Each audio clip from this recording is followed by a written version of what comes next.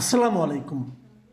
প্রিয় দর্শক, আমাদের রাজনৈতিক অঙ্গনে একটা নতুন বিতর্ক জন্ম নিয়েছে এবং আমার কেন জানি মনে হয় এই বিতর্কটা আগামীতে কী পর্যায়ে পৌঁছবে তার উপর আমাদের দেশের রাজনৈতিক গতি প্রকৃতি অনেকটাই নির্ভর করবে।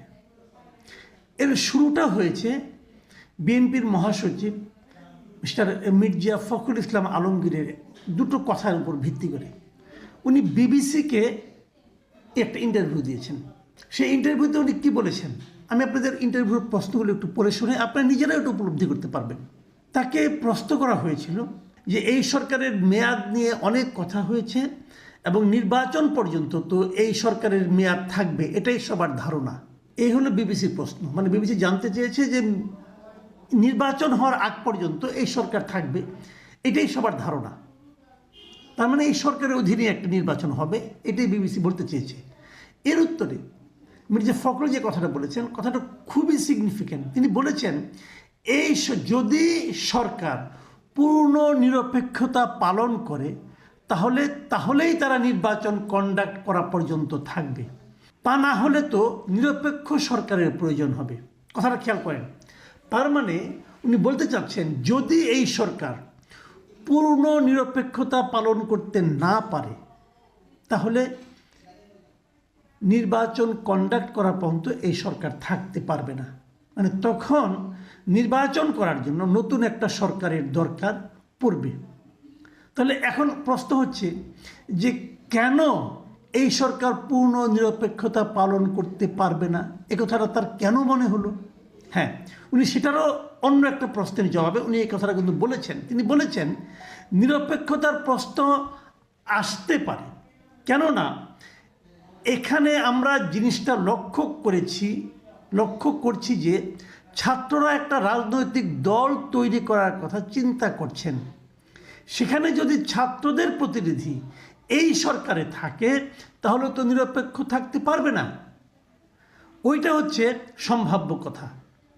কিন্তু যদি তারা মনে করে যে সরকারের থেকেই তারা নির্বাচন করবে তাহলে তো রাজনৈতিক দলগুলো মেনে নেবে না। কথাটা কিন্তু একদম পরিষ্কার।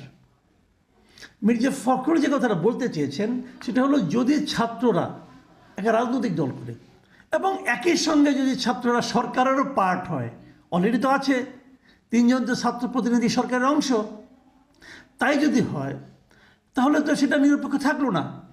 আপনারা মাথায় রাখুন তত্ত্বাবধায়ক সরকারের মূল কনসেপ্টটা কী।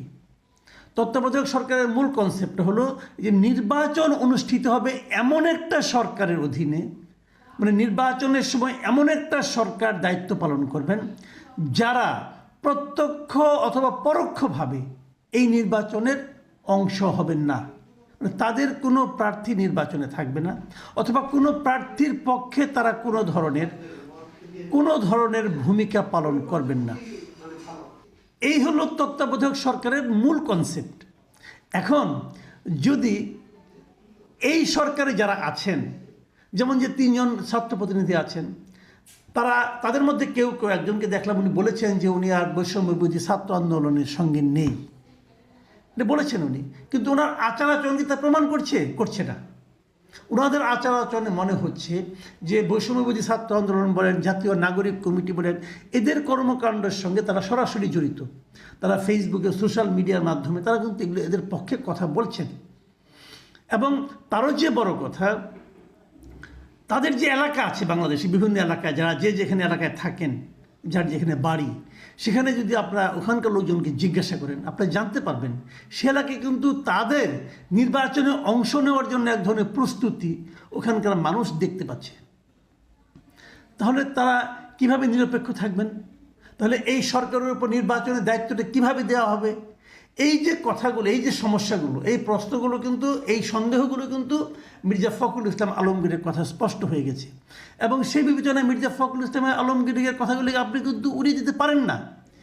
এর বিপরীতে আজকে এই 3 জন ছাত্র প্রতিনিধির উপদেষ্টা যারা আছেন তাদের একজন মিস্টার নাহিদ ইসলাম, তিনি একটা মন্তব্য করেছেন এবং এটা উনি বড় একটা স্ট্যাটাস ওনার ফেসবুকে উনি দিয়েছেন। এবং এটা উনি যে কথাটা বলেছেন, উনি একটা মারাত্মক অভিযোগ করেছেন বিএনপির ব্যাপারে।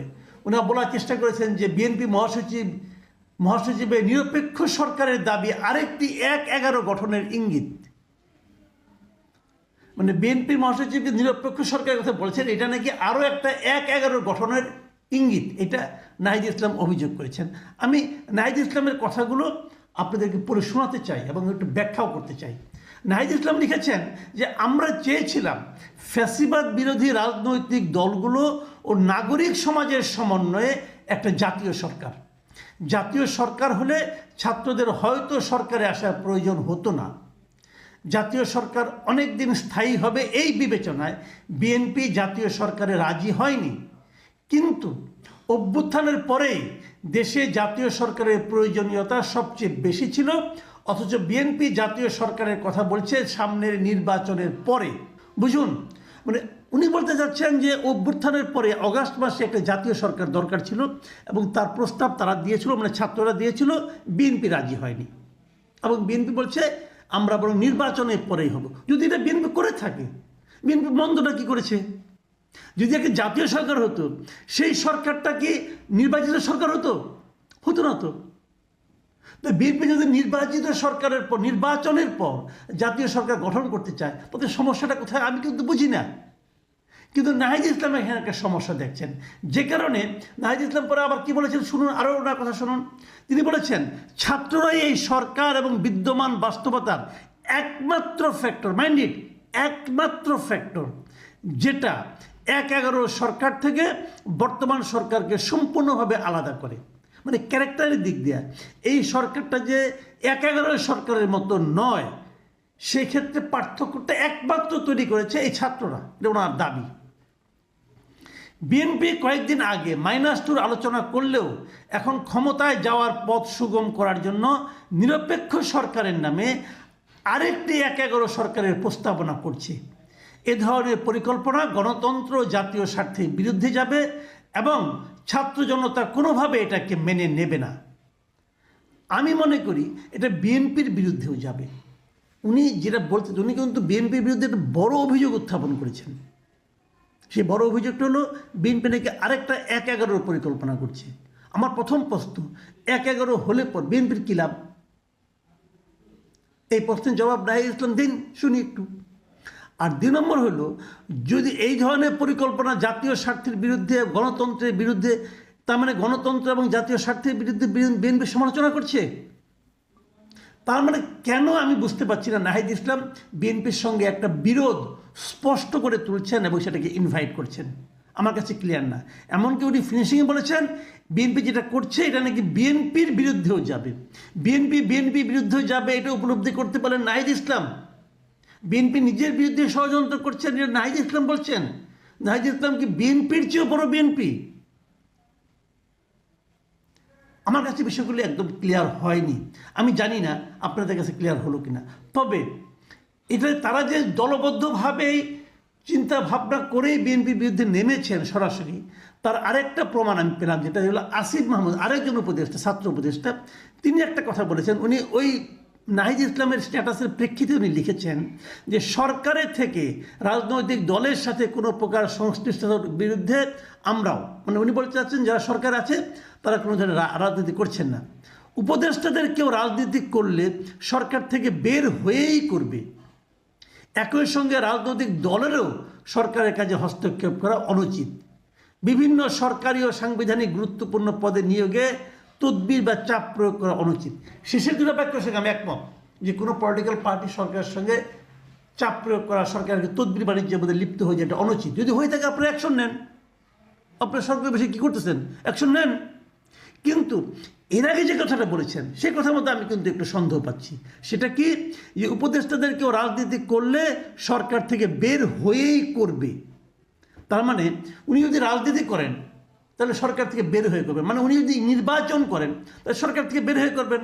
তো উনি যদি নির্বাচনে যাওয়ার আগেই সরকারের থেকে নির্বাচনের সমস্ত কিছু ঠিকঠাক করে একদম নির্বাচনের আগ মুহূর্তে পদত্যাগ করে মনোনয়ন পত্র দাখিল করেন, সেটাকে আমরা কি বলবো?